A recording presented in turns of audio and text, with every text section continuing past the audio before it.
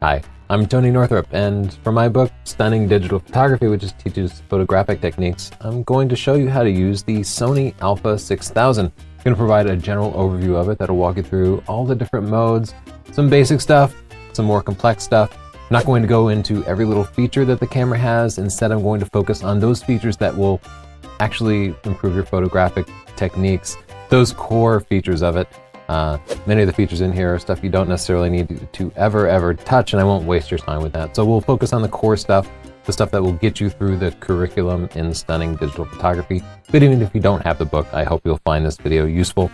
I'll start out with some really basic physical controls, just in case you're brand new to the camera. But you can skip through this by just looking in the description of the video. I put links down there that will allow you to jump forward to different stages of it, so you can get right to the stuff you don't yet know. First, the most basic stuff. Taking the lens off, putting it back on. There's a button here. Push that down, and then just twist the lens to the left, and the lens comes off. When you put it back on, or when you're putting it on for the first time, just line up this white dot here with the white dot on the mount. And twist it to the right until it clicks. Then I always jiggle it a little, make sure it's on there nice and solid. The other port that you'll have to worry about is the battery. Slide that down. The battery opens up and reveals both the battery and the memory card. Take the battery out by pushing that little blue tab up, and it will pop out. Same battery as most other Sony cameras. You'll notice that this camera did not come with a battery charger. You can pick one up for 10 to 15 bucks, pretty cheap. Instead, you're supposed to charge the camera itself using the USB port. I find that terribly useful, especially when I'm traveling. It's one less thing to carry. It also means I can get an inexpensive USB battery charger and hook it up to the Sony in my pocket when I'm out for a full day, because the battery generally will not last for a full day of shooting. It'll run out of batteries around, noon to 3 o'clock usually. So I do like to carry a battery charger with me so I can keep it going. Your memory card, which is your digital film, is hidden in here too. It's an SD card, which is small and reliable, and pop it out just by pushing it in, and then when you push it back in, just wait until it clicks. Close that door up. That seals up both your battery and your memory card. Pretty easy. Now we'll talk about the couple of ports on the opposite side of the camera over here. They're hidden under this little door, and you have two ports on there. You have the HDMI and the USB port. The USB port is used for both charging and copying pictures from your camera. Now, for me, I'd rather just take the memory card out and put that memory card into a memory card reader on my computer. But you can also just hook the USB cable right up to the camera and then unload the pictures directly that way. If you want to charge the camera, you'll have to make sure the camera is turned off. It won't charge while it's turned on.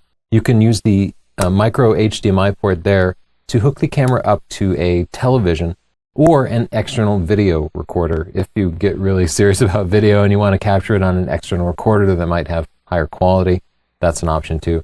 For the most part, when you record video, you'll just record it to the memory card.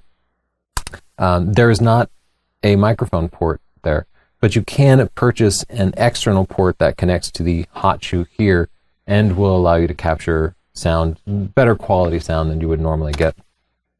Now let's talk about just how to take a picture. First, you're going to turn it on. The on-off switch is located right on the shutter button there. Convenient, right where your finger rests. I'll turn it on. And then the process is going to be push the shutter button down halfway, and that'll cause the camera to find your focusing point, to focus on something, and then you'll push it the full way to take a picture. So I'll take a quick picture of Justin just to show you how it's done.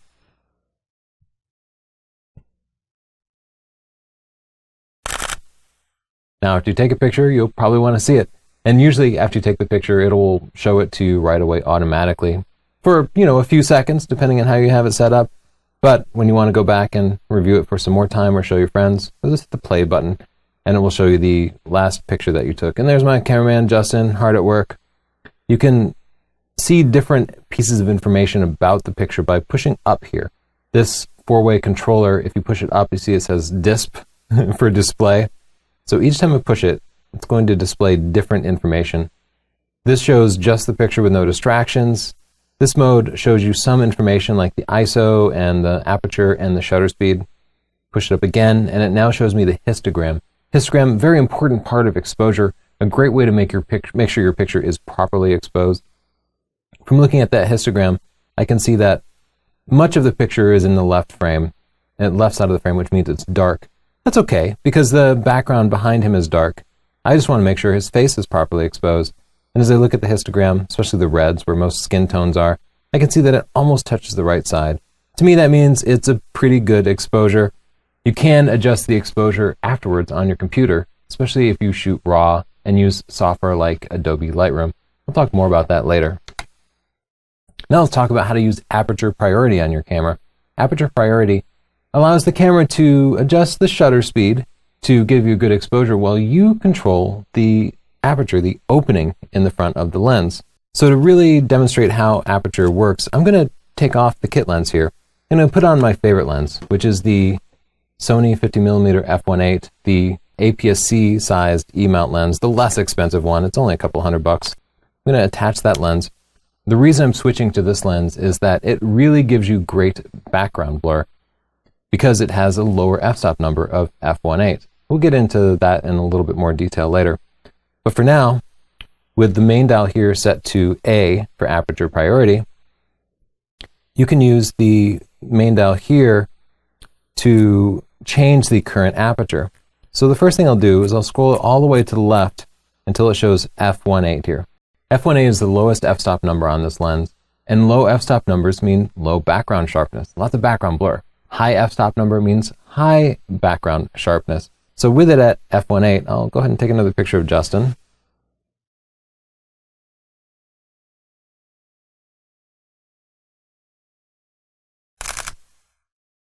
And as we review that picture, I can even zoom in a little bit by pushing this button here.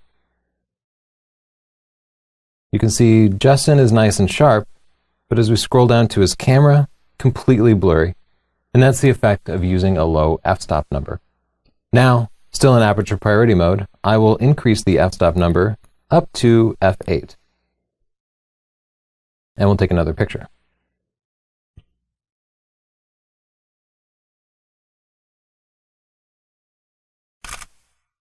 As we review that picture and zoom on in, push that magnification button a couple of times and then scroll around, you can see now Justin's face, still nice and sharp, but as I scroll down to the camera, suddenly it's much more in focus.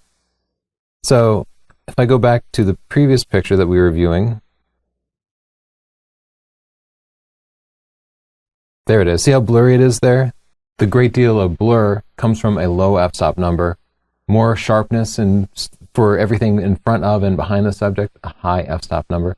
Now you can control the aperture with your kit lens, but the kit lens is an f3 to f5.6 lens, and those are higher f-stop numbers than f1.8. So the f1.8 will give you more control, and I do recommend picking up this lens, even though it's not as flexible as the zoom lens, but we'll talk more about the lenses later. Now let's go over shutter priority. While Aperture Priority assigned the main dial here the job of changing the aperture, the iris of the lens, Shutter Priority controls how long that shutter stays open. So you'd use a really fast shutter speed if you wanted to freeze action. And you'd use a really slow shutter speed if you wanted to gather a lot of light and get a high quality image, or if you wanted to show motion, such as water in a waterfall. So to select Shutter Priority mode, move the mode dial here to S. Now, the main dial changes jobs. Whereas before it was changing the f-stop number, now as I adjust it, you'll see the shutter speed here changing. As I scroll all the way to the right, the maximum shutter speed, the fastest shutter speed is 1/4000th of a second. As I scroll all the way to the left, the slowest shutter speed that it will allow me to go to, got some scrolling to do here,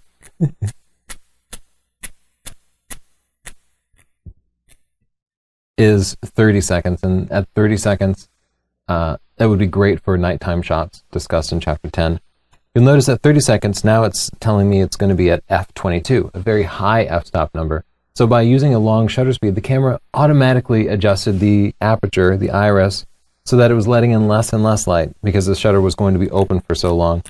So again, as we go to faster shutter speeds, we'll see it drop from f22 down to f8. And as I keep going, the f-stop number gets lower and lower. The camera's kind of taking care of that automatically. You'll choose Shutter Priority anytime you need to shoot action, sports, wildlife. For a still subject like me standing here, 1/60th would probably be fine. If it's your kid playing soccer, 1/250th is a good choice. If it's more adults playing soccer, they move a little faster. College football, for example, you might be at 1/500th or even 1/1000th of a second. For things like birds in flight, you'd probably be more at 1/2000th of a second. There's not too many times you need to go faster than that, though. Now we'll talk about using manual mode. For manual mode, change the mode dial to the M. Manual mode gives you control over both the shutter speed and aperture. To adjust the aperture, use the main dial here, just like you would for aperture priority mode. So you can see as I'm adjusting it here, it's at f11, f16, f18. And to adjust your shutter speed, use the secondary dial down here. Besides clicking, it also rotates. So as I move it left, counterclockwise, you can see it's getting slower and slower, and this is getting faster and faster. Now, through the magic of something called auto ISO, which we'll discuss later, the camera can still auto expose pictures even in manual mode. So even though I manually set the shutter speed and aperture without thinking about it, I can take a picture, and as you can see, the camera managed to properly expose it. If you want to change or set your ISO manually, we'll discuss that in, well, just a minute. Now I'd like to talk about using bulb mode on the a6000. Shutter and manual mode will allow you to select the shutter speed of up to 30 seconds. And that's plenty even for shooting at night in a city. But if you're taking pictures of stars, or if you're just under moonlight, you might want an even longer exposure while you're on a tripod. Night photography chapter in Stunning Digital Photography shows you how to do that. To select bulb mode on the a6000, switch to manual mode. It's only available in manual mode. And then use the secondary dial here to scroll to the slowest shutter speed, 30 seconds, and then one more tick. And you'll see now it shows bulb mode. And in bulb mode, when you hold the shutter down, the shutter stays open. As long as my finger stays on the shutter button, as soon as I let go, it opens up. So you can hold your finger down there for 10 minutes and it will take a 10-minute exposure. That isn't going to be a great idea because it'll get boring, right? You'll probably also shake the camera a little bit while you're holding your finger there. A better option is to get an infrared remote for your camera. Now, Sony makes an infrared remote that is overpriced, so I don't recommend buying that. Instead, just go on eBay or Amazon and search for an infrared remote and buy some off-brand. They should be pretty inexpensive. It's a better way to control bulb mode. I'll also point out that if you're in manual mode and you try to scroll past 30 seconds and it doesn't give you that option, it's because, well, you have some other setting that conflicts with that enabled. And the most likely setting is going to be dynamic range optimization. So I'll push the FN button here. And this brings up this kind of menu on the display on the back. And then on the second row, fourth column, you'll see the dynamic range optimization option. So I'll select that here and just set it to off rather than auto. If you have it set to auto, can't select bulb mode, set it to off. Suddenly, now you can use bulb mode. I'll just take a moment to plug my books real quick.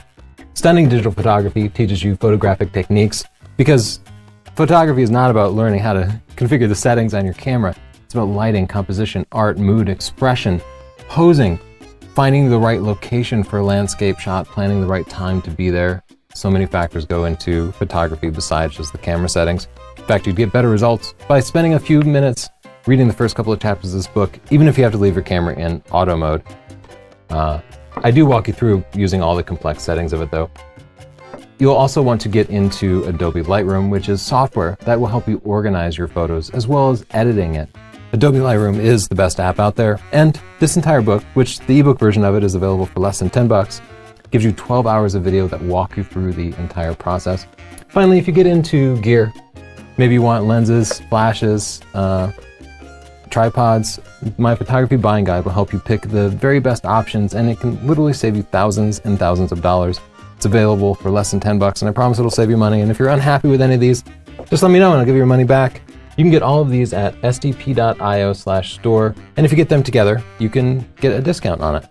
Now I'll go over the camera's different shutter modes. It has several different shutter modes, from just taking a single picture while you hold the shutter button down to taking continual pictures at up to 10 frames a second. Pretty remarkable camera in that way. To change the shutter mode, use the secondary dial here and push it to the left. What looks like a stack of papers indicates multiple different photos being taken, so that's why that icon is there.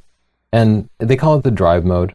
Single shooting, I'll take a quick shot in single mode and focus on my coffee mug here. You can see, even if I hold the shutter button down, it only takes one picture. That's single mode. And I almost never use that. Push this to the left again and scroll down to continuous high speed. Now, if I now scroll to the right, I can select between continuous shooting mid or continuous shooting low. But just for fun, we'll do high. That's fast, right? 10 frames a second. That's great for anytime something is moving really quickly. If a bird is flapping its wings, you might want a shot where the wings are at the apex or down low, and you can't possibly time it. So you kind of do what we call spray and pray. And you'll just take 10 frames a second, and then later, when it's on your computer, you pick the best one. It's great if somebody's like swinging a bat on the baseball diamond, and you want to get that moment when the bat really contacts the ball.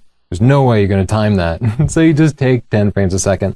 But if you're just trying to take a couple of pictures of your kid on the playground, you might not want to be going through 1,000 pictures. So you would then go in and say select mid or low continuous shooting. I'll just demonstrate low continuous shooting here. So there you go. So you're getting like 2 or 3 frames a second, but you won't get quite so many on your computer. Pick whichever one you think is appropriate. You'll notice that they're grayed out right now. That's because the camera is still writing some information to the memory card. You won't be able to change it until it finishes. I'll switch that back to high so I don't forget. You'll have a couple other modes here which are for the self-timer. You can select between 2 and 10-second self-timers by selecting that and then pushing left to right. The 10-second self-timer is when you have the camera on a tripod and you want to like run around with your family and put your arm around your kid and get the group photo, but you want to be in it. The 2-second timer is useful anytime you have the camera on a tripod and you don't want to shake the camera by pushing the shutter button. So if you're taking pictures of stars, if you're doing a long exposure, I'll always set it to the 2-second shutter mode. So just to demonstrate how that works, I'll get this in focus and then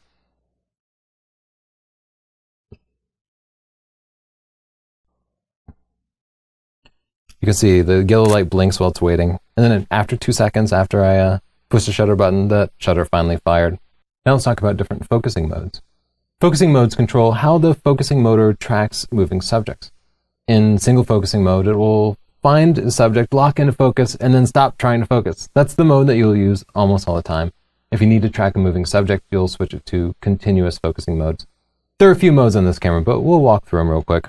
To change the focusing modes, I'll hit the function button here to bring up the kind of quick menu. The 4th setting in on the top row, it's called focus mode. Right now it's set to AFS. So I'll select that. And like I said, this is what you'll use most of the time. And as I take a picture of my coffee mug here, you can see it locked in on focus. And then I can take as many pictures as I want, but it will never refocus. So for example, I'll zoom in a little bit. Lock focus with AFS. And then as I pan around the room, you can see it's not trying to refocus. Everything just stays focused on this. It's perfect for using focus recompose, which we discuss in chapter 2 of Stunning Digital Photography. Now let's try to set it to one of the other focusing modes. I'll hit that FN button again and switch over to AFC. AFC tries to track subjects even as they move around. So I don't have a moving subject in here. I'm not going to make Justin run, but I will focus on the coffee mug and then move to a different part of the room. And you can see it's kind of hunting around, trying to maintain focus as I'm zooming and as I'm moving the camera. And you'll notice it's kind of jumping in and out, right? It's kind of looking jiggly, and that's called hunting.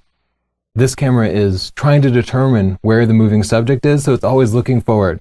And because it's moving in and out, it's going to be missing focus on a lot of shots. So if you decide to use AFC for a moving subject, be sure to use that high-speed mode and just take a ton of pictures. You're bound to get a few in focus.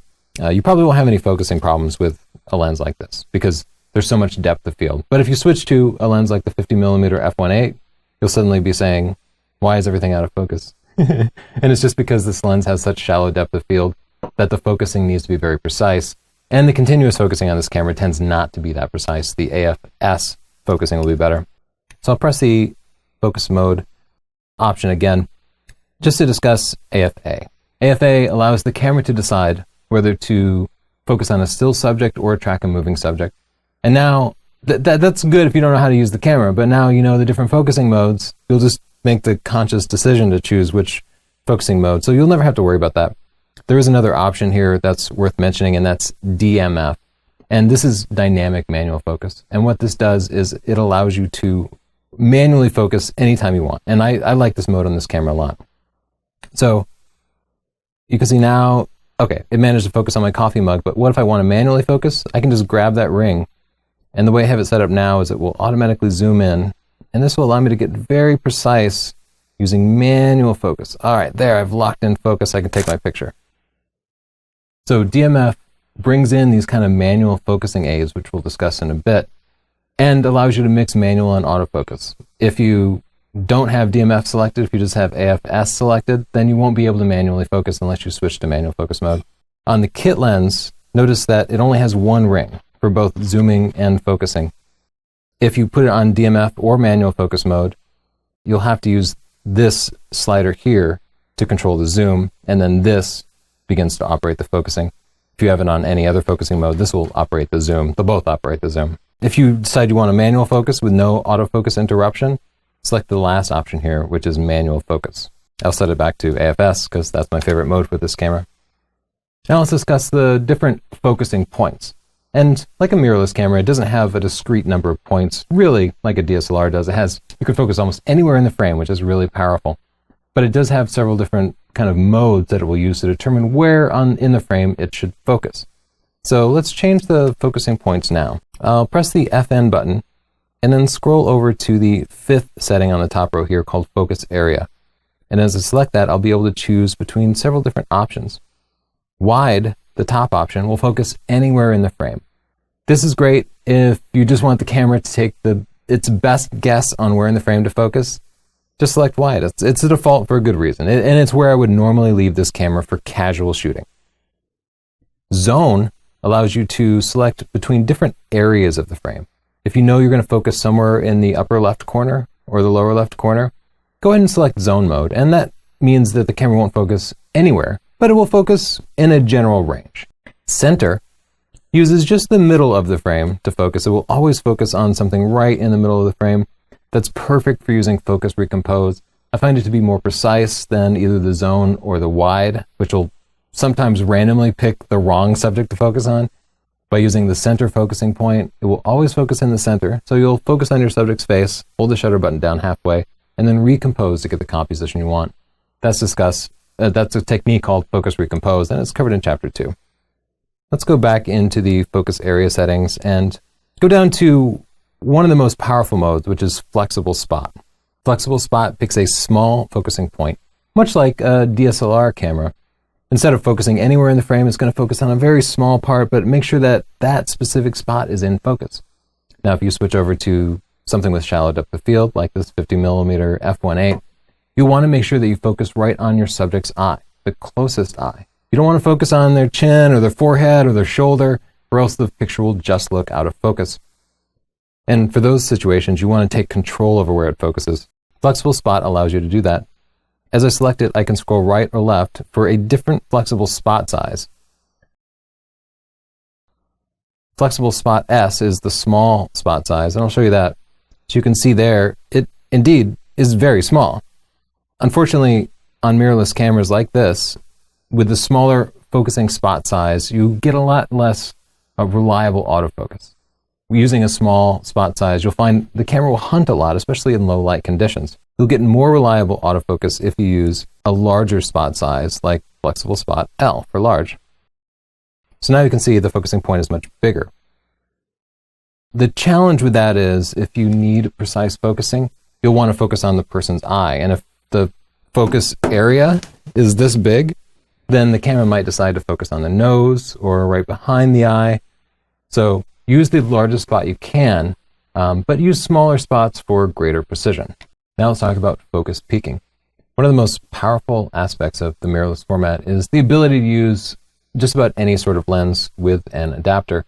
And when you connect an adapted lens, the autofocus might not work at all, or it'll be unreliable. So you'll end up using manual focus. But manual focus on these cameras can be very powerful because the focus peaking tool allows you to be very precise about it, much more precise than you could possibly be with a DSLR. So I'll show you how to set up focus peaking. Press the menu button here, and then with the gear icon selected up top, you'll go over to the second menu, and you'll see peaking level and peaking color. If peaking level is set to off, you won't see any focus peaking. I usually like it at about mid. If the peaking level is high, then it will show more areas as being sharp and it's not quite as precise. Low tends to give you less information and it might be kind of hard to find the exact focusing point. Anyway, mid's my favorite peaking level. And then you can choose the peaking color. Usually you just want a color that's not prominent in the frame. So I like red, but if you're taking a picture of a red car, that wouldn't be useful to you. You'd probably want to change it to white. So I'll leave the color to red and we can kind of look at how that works. Now, I'm going to go ahead and switch this back to manual focus. I'll zoom in to the monitor here, and just looking at those letters, as I'm manually focusing in and out, you can see when they're in focus, there's a red edge around it. And when I see the red in there, that means that part of the frame is nice and sharp and in focus. Focus peaking is also really useful during video because it allows you to see when your subject is in focus. There's another manual focusing assist mode called magnification, where it will automatically zoom in on your subject. I'll show you quickly how to turn that on. I'll push the menu button here. And then under the first gear menu, the second item down, you'll see MF assist. So select that, turn it on. And now when I try to manually focus, the camera will automatically zoom in nice and tight, filling the frame with just the center of the image. Now it's not changing the picture I take.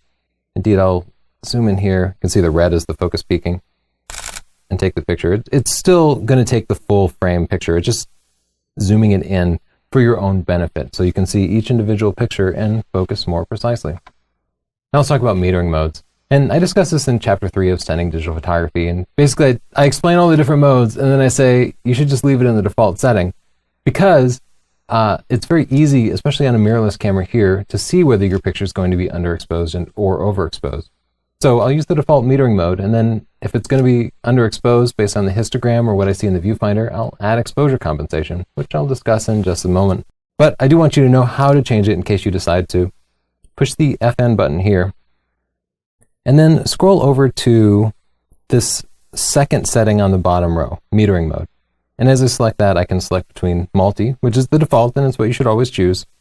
Center weighted, which is kind of based on cameras from the 80s that didn't have much power or logic in their metering modes.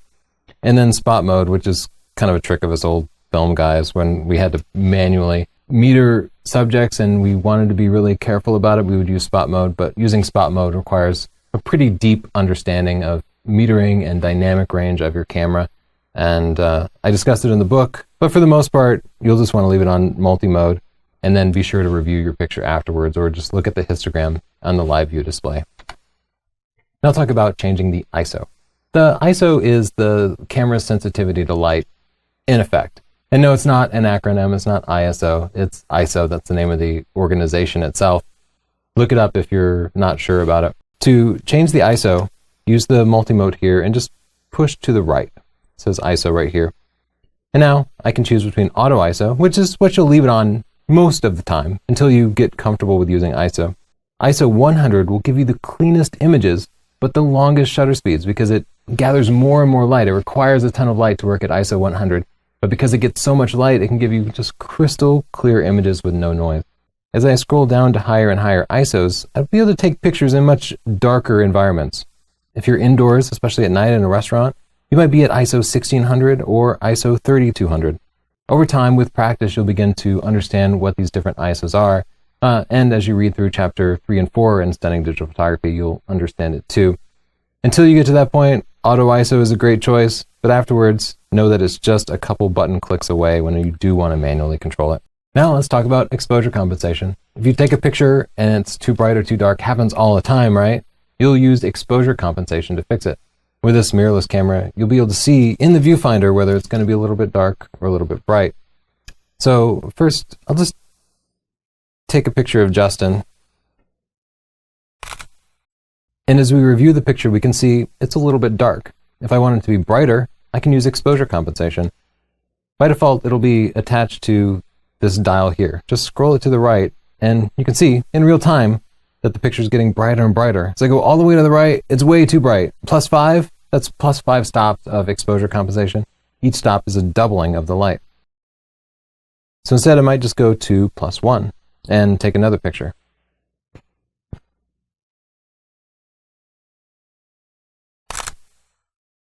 Now you can see that's a much better exposed picture than the previous one, which was too dark.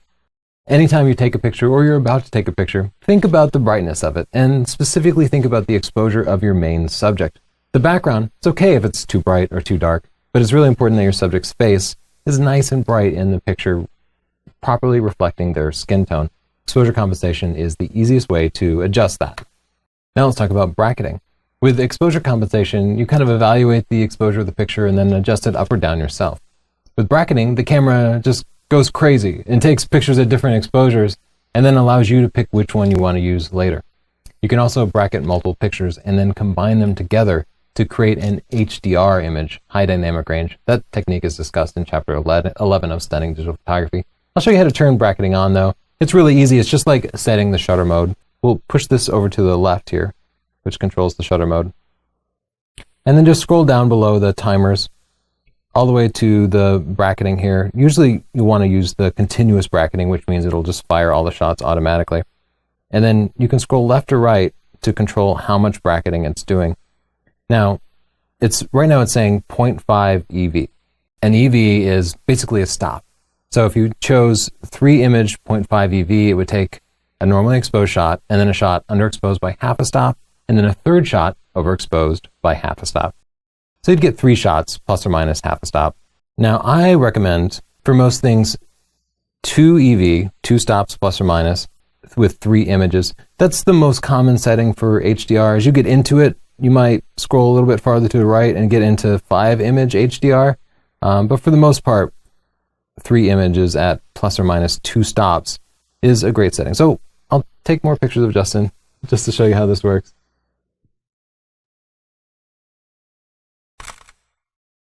So you can see I held the shutter down once, and it just took all 3 shots rapidly for me. As I review those 3 shots, you'll see, starting with the beginning, it always takes the properly exposed picture first.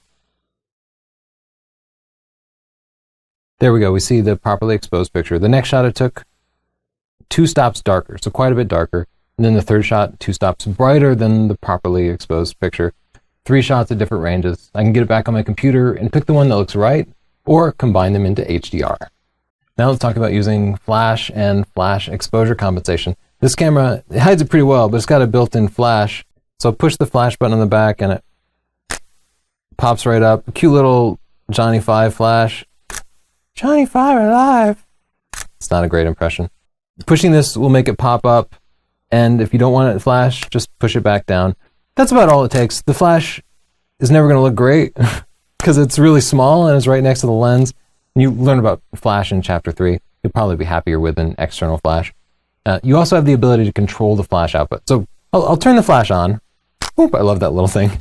And take a quick picture of Justin with the flash on. And as we review it, we'll see a pretty heavy shadow behind Justin there.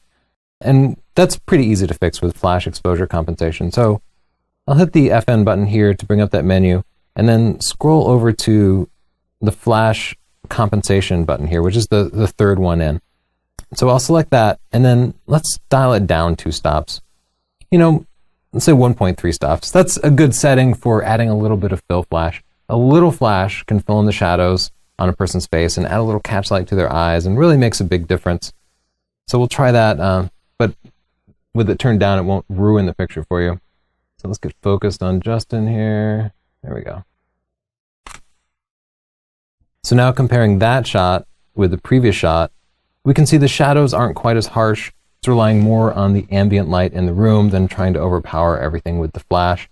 If you take a picture with flash, and the flash is too bright, everybody's blinded, and their faces are washed out, use that flash exposure compensation to dial it back a couple of stops. If you're not getting enough flash, which is more rare, then you can use the flash exposure compensation to add more flash to it. Whenever you're done doing flash exposure compensation or regular exposure compensation, I'm going to set it back to 0. I'll select it again and set it back to 0. Otherwise, you'll forget about it, and the next time you go to use it, it'll still be compensated, and you'll be ruining your picture. It's kind of a pain. As before, set the exposure compensation back to 0, and I'll just push that back in so it goes away. Now we'll talk about white balance. If you ever have your pictures that turn out either a little bit blue or more likely a little bit orange, that's a white balance problem. Your camera, just like your brain, will try to automatically adjust the white balance for different rooms. And in fact, your brain is so good at it that you probably have never thought about white balance before you started photography, because things just look white. If you take a white piece of paper into a room with incandescent lights, it will look white. If you go out in the sun, it will look white, but it's not actually. These have different color temperatures.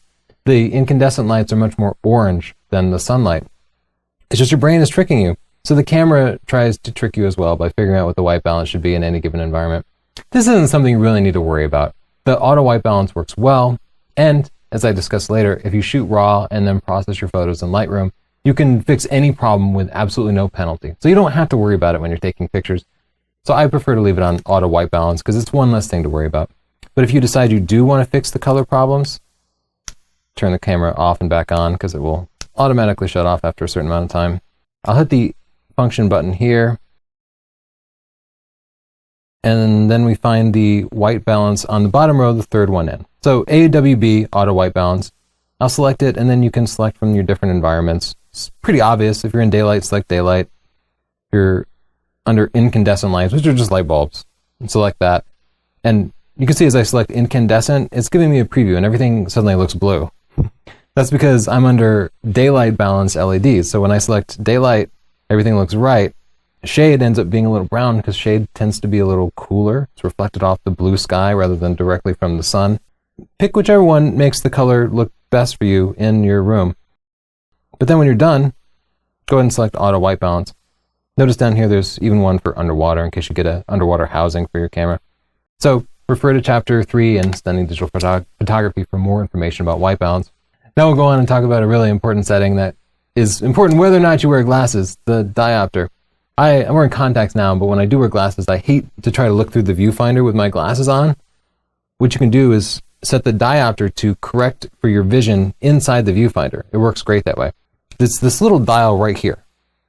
It's right next to it. It's kind of hard to turn because it's really small. It's also important to know about because sometimes it'll get pushed automatically and you'll be looking through the viewfinder and everything will be blurry, but this back here will look just fine. That's a diopter problem. So to adjust the diopter, hold the viewfinder up to your eye, zoom in tight on something, and then autofocus. Now just move the diopter up or down until everything looks clear through the diopter. You can look at the text at the bottom of the viewfinder too and just make sure that's sharp. It's kind of like when you're at the eye doctor and he says, better here, better here. Just do that until it's nice and sharp. And if it somehow gets messed up, just put it up to your eye and adjust it. If multiple different people use your camera, you'll have to change it every single time somebody looks through it. So you might be better off in that situation just wearing your glasses or using the screen on the back. Now I'd like to talk about the different display modes that you have whether you're using the display in the back or using the viewfinder. You can cycle through different sets of information by pushing this controller up to display. As I push it multiple times, you can see just showing and hiding different information. This completely hides all the information, but allows me to view the histogram and the settings in large type. If you hate all those distractions, you might want to cycle it until most of that stuff is hidden. For me, I like to be able to see the histogram. The histogram tells you how much bright and dark areas are in your picture and gives you a really good sense for whether your picture is going to be properly exposed or not. We covered the histogram in chapter 4 of Stunning Digital Photography, if that seems confusing. Either way, just cycle through it until you get to the setting that you like personally. Also talk about recording video in the Sony a6000. It's actually a pretty stellar video camera, capable of recording 1080p, 60 frames a second. It's not much different than shooting still photos. You'll basically just focus on something, adjust your zoom, and then push the record button right here, and it will start to record. You can zoom in and out. It's actually pretty nice with the kit lens because it has a power zoom, so the zooming is nice and smooth. There we go. I like to use that lever on the side here when recording video, just because the zooming is much smoother. And the focusing during video tends to be much more reliable than it would be on a comparable DSLR. I'll go ahead and show you, I'll stop the recording by pushing the button again, and then I'll show you how to change the video mode. It does support several different frame rates, which are the number of still pictures that it takes in every second of video. Under the camera icon here on page 2, the very top setting, record setting. So if you select that, you'll be able to see the different options. Now, the one I have selected is 60p. It's always going to be shooting at 1080p with these settings. You can also choose 24p, which is only 24 frames a second. It's not as good, but it looks more like a movie that you might see, because movies are traditionally filmed at 24p with a shutter speed of 1/50th of a second. So if you're trying to simulate a movie feel, that's what you would go for. But if you want the best quality video, the most lifelike video, especially for action, you definitely want to pick 60p. And then you get this weird warning about DVDs and Blu-rays that you just dismiss that. I wish I wouldn't show you that. That gets to be terribly confusing. I should discuss a couple more options here. You'll see above 60p, you'll see 60i. And these are interlaced video, which means every other horizontal line of video is captured on a separate frame. If you need that, for some reason, you probably know it. But most of us never need it, and we'll just use 60p instead. I'll talk about how to format a memory card. The memory card, stored down here by your battery, is your digital film. And, well, this card is a 28 gigabyte card. So we can probably store like a zillion pictures, like a lot. And you might never run out of space. But if you have a smaller card, eventually you might run out of space. And to clear out all your pictures forever, you can format it. What I'll do with a smaller memory card is put it into my computer and copy all the pictures off of it, back those up, and then format my memory card. To format your memory card, hit the menu button here, scroll to the right so that you're on the suitcase icon. Page 5, the top item here is format. And as I select that, it warns me that everything's going to be deleted, and then I can just select enter. Now, I don't actually want to format this memory card just yet, but that will clear everything out. If you accidentally format your memory card and you're like, oh, I wish I could get those pictures back, you can probably. There's a tool called PhotoRec that's completely free. And in my Lightroom book, you'll see an entire video dedicated to how to use PhotoRec. Don't pay for recovery software. The best software is free. So I just saved you a few bucks there. At the same time, if you do accidentally format the card, make sure you take it out of the camera. You don't want to take any additional pictures, or those will overwrite the like ghost images of your pictures. Now I'll talk about how to shoot RAW. There are two main file formats that are used on any digital camera, JPEG and RAW. JPEG is what you share on the internet. JPEG files are compressed down small, but they can be kind of low quality. They're small, so they make it easy to send across the wire. But they're lower quality, which isn't as great. A better option is to configure your camera to take RAW pictures. Then you'll edit them in Lightroom or some other app like the free Google Picasa and export them to JPEG after editing before sharing. To switch to RAW, press the menu button. And then under the camera icon, the very first page, this is how important it is, I put it right at the top, right? Select quality, the third item down, and fine is the default. Just switch it to RAW. Now your pictures will be much larger, but you'll be able to recover lots of detail from the shadows. So if somebody has dark hair, you'll be able to pull up the shadows and make it look all silky. If you accidentally overexpose your picture, you'll be able to bring that down and nobody will ever know. If somebody has, for example, bright backlighting, the sun behind them, you could even adjust it so that you can see everything just perfectly, stuff in shadows and the bright highlights. I discussed how to do that in the Lightroom 5 book. Check that out. Anyway, RAW is far superior. I'd also like to show you how to turn off the sound on the camera. Oh, that's my biggest pet peeve, is how cameras always beep when you first get them. Some people like it. To turn off the beep, press the menu button and then scroll over to the suitcase icon, page 1. The last setting down here is audio signals. So select that and then turn it off. Shouldn't bother you with that beeping anymore, thank goodness. The a6000 can automatically take pictures on an interval, on a timer, and that's terribly useful for taking pictures of star trails or creating a time lapse. We discussed that some in chapter 10 of studying digital photography. To use the interval timer in your camera, you'll have to install an external app. This is kind of a novel feature of Sony cameras. I'll push the menu button here, and then under this fourth icon, which looks like a checkerboard, I'll select Application List. And then Play Memories Camera Apps. Play Memories is Sony's term for their camera applications. So I'll select that, and I'm not going to walk you through the whole process because it might change, and also it's really slow. But it's going to try to connect to your Wi-Fi network. and then you'll be able to browse the applications available in the store. And one of them is for controlling the interval timers on it. You'll have to install it, which means you'll have to sign up for a Play Memories account. It's kind of a long process and kind of annoying, but you can get through it, and then you'll add that interval timer feature to your camera. Now let's go on and talk about how to control the different functions assigned to the secondary dial here. I'll press the menu button, and then under the gear icon, page 6, you'll see a bunch of different customization settings. The back dial here is the dial/wheel EV comp. So I can select that and then choose to turn it off completely or to replace the main dial functionality. I usually like wheel here. So I'll push the menu button to back up, and we can see we can also control how the main dial here and the secondary dial function. So you could swap it so that the f-stop number is controlled by the main dial and the shutter speed is controlled by the secondary dial. That's just a matter of preference. I just wanted to show you where those were. You can also control, say, what the movie button, how it behaves, and control other function buttons. There are lots of different function buttons here. Function upper 1 is this C1 button here. And you can control what each of these do. What I would do is live with the camera for a while. The defaults are probably good. Over time, you'll find yourself going in and wanting to change a particular setting over and over again. You can speed that up by assigning it to one of those function buttons. But we each kind of shoot differently. Me, I change the ISO all the time, so I find it really convenient to assign a function button to that. I also tend to change the focusing points, so I've assigned a function button to the focusing area here. You can see function 5 here is set to control the focusing area. So that's the way I like to use the camera. So now you know how to customize the camera to your specific needs. Now let's talk about configuring back button focus. Back button focus decouples autofocusing from the shutter button.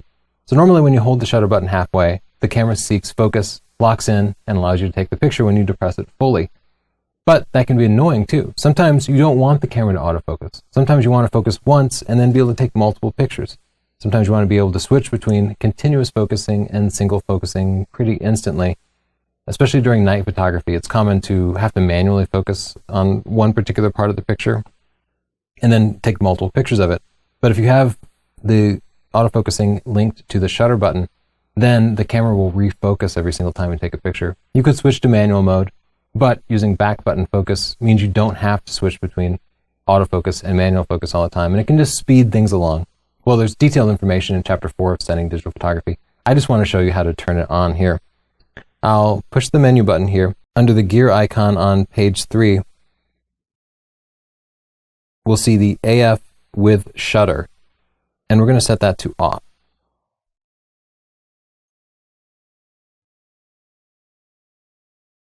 Now, as you can see, this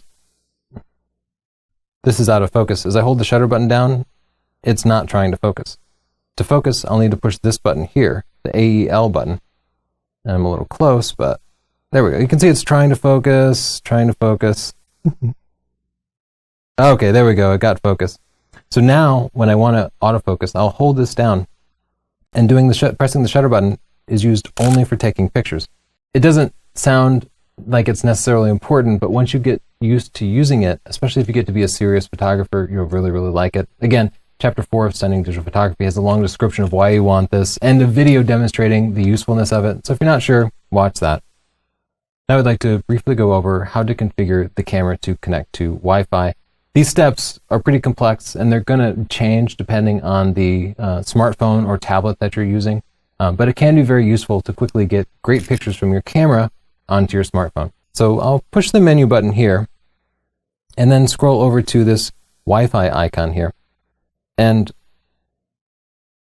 over on page 2 here, you'll see access point set. So you'll select that, and it will scan for a Wi-Fi network. And once it pops up, you'll select the network and then enter in the security code, and then you'll be able to get to the internet from it. Over on page 1 here, you can choose options to connect to your smartphone or connect to a computer. If you have a smartphone that supports NFC, this camera does too. What an NFC does is it quickly sets up a Wi-Fi network between your smartphone and the camera, just making the setup a little bit easier. That's all it is. But if you happen to have like an S5 Android phone that has NFC, it can be really convenient. Like I said, the options change depending on the phones you have, so I won't go into everything, but I just wanted to show you where to find that on the camera and that it was capable of it.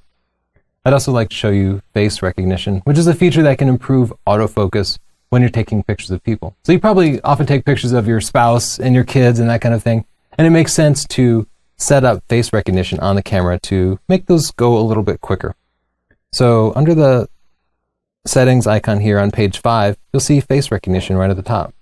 So I'll select that, and then I'll select new registration. And now it wants me to put the face in the frame. So you know what I'm going to do. I'm going back to Justin over here.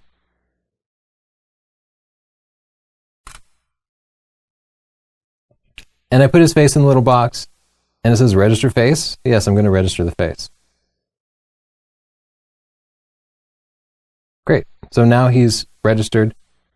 And I'll go ahead and back up. And so what can happen now is, as I'm autofocusing, it will more intelligently recognize the faces of the subjects that I want to focus on, and maybe even distinguish them from people on the other soccer team.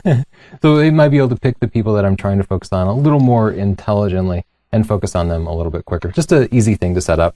So that ends the instructional segment of this, but I would like to talk about some lens selections because this camera really comes alive with some different lenses. The kit lens is nice. I like that it's small. But as I was just demonstrating earlier, the 50mm f1.8 does a great job of blurring the background. You can get it in silver or black as shown here for about $250. Use the link down here. We get a few pennies if you decide to purchase it through that link. We appreciate it. If not, enjoy the lens no matter how you happen to get it. Another one of my favorite lenses is the 70 to 200mm f4. And this one's designed for full frame lenses. And it's okay, you can use it on a smaller APS-C body here. It's expensive at $1,500, but it takes some great pictures. And for portraiture with the a6000 or sports, it really can't be beat. It's the best option out there. I also want to talk about adapting lenses, and I'm just going to slide over to the side here and grab my big Canon lens with a Sony adapter on it. There are a wide variety of inexpensive adapters, usually hovering right around $100. That will allow you to connect lenses from other companies to your mirrorless camera. So you can connect just about any DSLR lens to these cameras with an adapter. They allow you to control the aperture and support image stabilization if the lens had that. Technically, they support autofocus, but in practice, the autofocus is pretty unusable. So you'll end up using manual focus. But fortunately, with cameras like these, things like focus magnification and focus peaking make manual focus work much, much better. So I really like being able to adapt such a wide variety of lenses, even old film camera lenses like Canon FD lenses or 50-year-old Nikon lenses. You can adapt them and they all work just great. Something to check out. I'll link to the one that I use here at sdp.io/scadapt. That wraps it up. Just going to throw a quick plug out for my books. If you want to learn something about post-processing, how to make your pictures look great after you take them, how to organize all your pictures, how to quickly find the picture of your daughter that you took at a birthday party 2 years ago, my Lightroom book will show you how to do all of that. My book, Stunning Digital Photography, the #1 photography book in the world, teaches you photographic techniques, the art and the science of photography, composition, lighting, sports, wildlife, weddings, landscapes, HDR, night photography, underwater, just about any sort of technique you want to learn is covered here with 9 hours. All these books feature a ton of videos. So if you hate books, you just like watching videos like these, you don't have to read them. You can just work through the videos and you'll still learn a ton. My photography buying guide has over 16 hours of video in it, giving you reviews on cameras and lenses, as well as detailed background information on what different features of flashes and lenses mean. I know it's all really confusing and it really does require an entire book. This can save you just thousands. Everything we do is completely unbiased. We never receive any free gear or money from camera or lens manufacturers so that we can provide you these unbiased recommendations. So I hope you'll take us up on them. Each of those books is available for less than $10. Just go to sdp.io/store. We ship worldwide, or there's no shipping on the electronic copies. You can also just go to Amazon and search for Tony Northrup there and you'll be able to find them. Thanks so much for joining us. We release new free videos all the time, 3 a week in fact. Just click that subscribe button to see those videos completely free. We'll help teach you photography in no time. Please click like if you liked it, just to thank us for it, and share this with your friends. Any questions, add a comment. Thanks so much.